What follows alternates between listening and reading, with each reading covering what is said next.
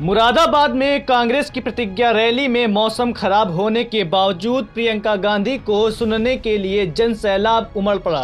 प्रियंका गांधी ने रैली को संबोधित करते हुए कहा कि आज मैं अपनी ससुराल आई हूं और काफी दिनों बाद आने के लिए खेद व्यक्त करती हूं। प्रियंका गांधी ने बीजेपी सरकार पर जमकर निशाना साधते हुए कहा कि मुरादाबाद देश विदेश में पीतल नगरी के नाम से जाना जाता है। मेरी शादी के समय एक खुशहाल और समृद्ध शहर था और आज स्थिति क्या है? आज हालात बहुत खराब है। जहां 8,000 करोड़ रुपए का व्यापार होता था, पिछले 2 सालों में 2,000 करोड़ रुपए घट गया। 3 लाख कारीगरों की रोजी रोटी खत्म हो चुकी है।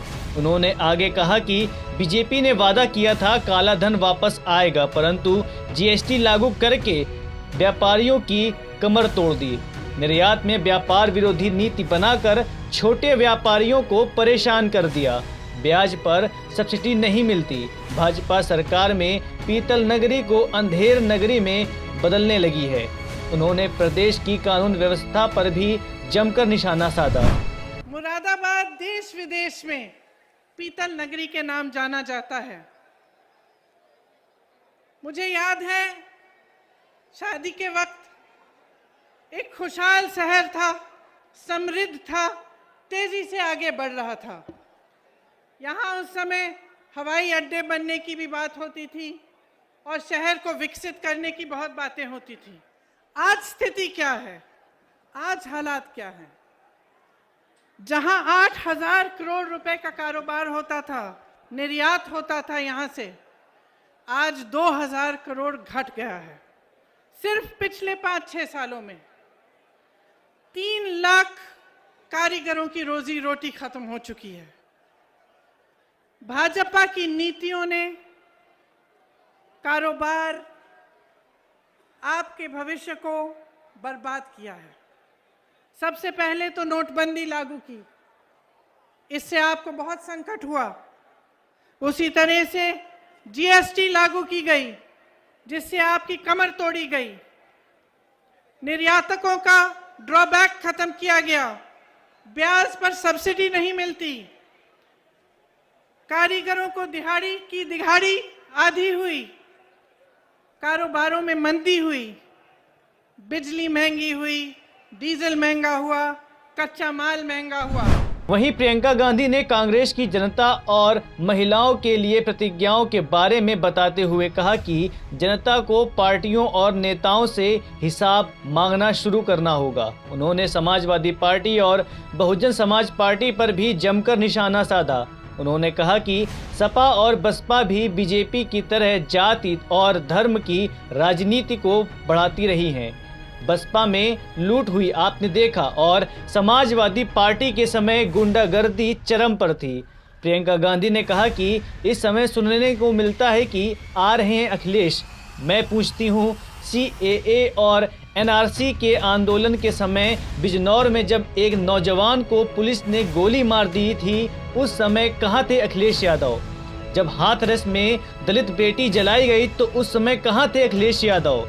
सिर्फ चुनाव के समय जिंदा हो गए? सवाल पूछो। लखीमपुर में जब किसानों पर गाड़ी चलाई गई, उस समय कहाँ थे अखिलेश यादव? चुनाव आ गया है तो आ रहे हैं का गाना चल रहा है, और बहुजन समाज पार्टी लगता है कि भाजपा के ही बयानों को पढ़ते हैं। हमने प्रतिज्ञाएं ली हैं। क्या प्रतिज्ञा ली है? कि हम 20 लाख रोजगार दिलवाएंगे। हर जिले में हम उद्योगों के हब लगवाएंगे। ये प्रतिज्ञा इसलिए है क्योंकि खोखला वचन नहीं है। सपा और बसपा ने भी जाति और धर्म की ही राजनीति को आगे बढ़ाया है। सपा सरकार में जातिवाद और गुंडाई, और बसपा में आपने लूट देखा है। मैंने अपनी आंखों से देखा।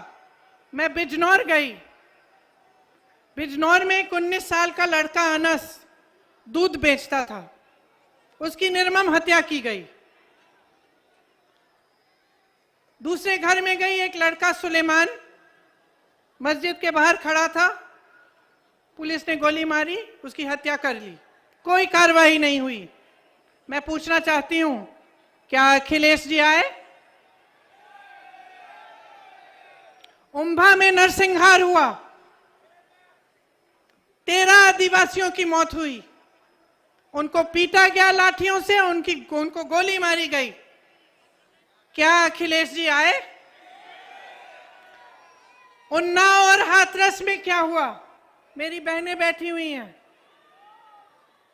उन्नाव और हाथरस में महिलाओं पर अत्याचार हुआ, उनको जलाया गया। क्या अखिलेश जी आए? किसानों के आंदोलन में लखीमपुर खीरी में नरसंहार हुआ। जैसे मैंने कहा, आप सब ने देखा वो वीडियो, जीप के नीचे किसानों को कुचला गया। क्या अखिलेश जी आए? तो अब चुनाव के समय क्यों आ रहे हैं? चुनाव के समय उनकी पार्टी और वो अचानक जीवित क्यों हो रहे हैं? ब्यूरो रिपोर्ट, जेएमडी खबर।